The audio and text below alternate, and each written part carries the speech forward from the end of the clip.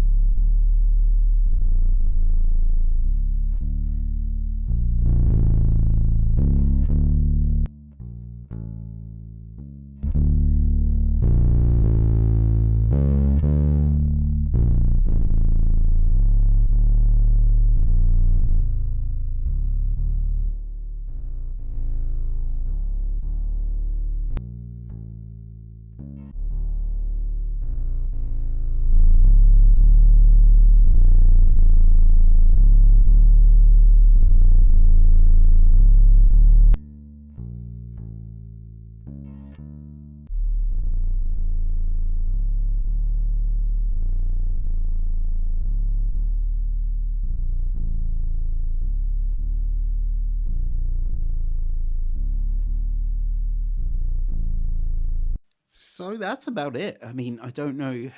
Obviously, if you're not listening to this with headphones or through decent speakers, you might not hear anything.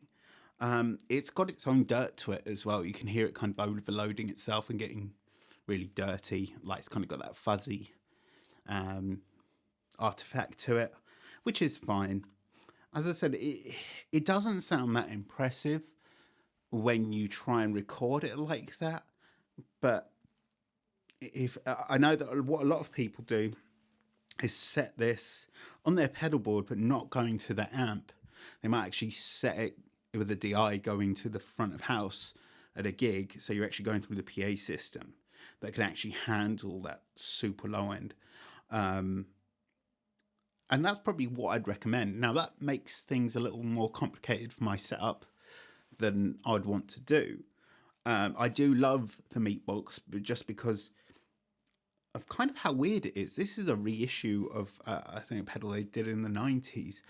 It's honestly, like, who puts that in their mind thinking, we'll take us, I think it was a DBX subharmonic synthesizer, and they went, yeah, we'll put that in a pedal. It will make an insanely low sound, and we'll sell that to bass players or whatever. It's fine. I think it's genius. I honestly love it. I just don't have much use for this. As I said, I've used it in bands going through regular, like a 2x12 cab or even a little practice amp, and been impressed, but also worried that I was going to blow the cab. Anyway, yeah, short video. There isn't really much to show you here that I haven't covered, I think. If you like this video, then drop a like, subscribe, follow me on Instagram, and check back on Thursdays so you can see how Red Bolt is getting on. Anyway, take care. Have a great week. Bye.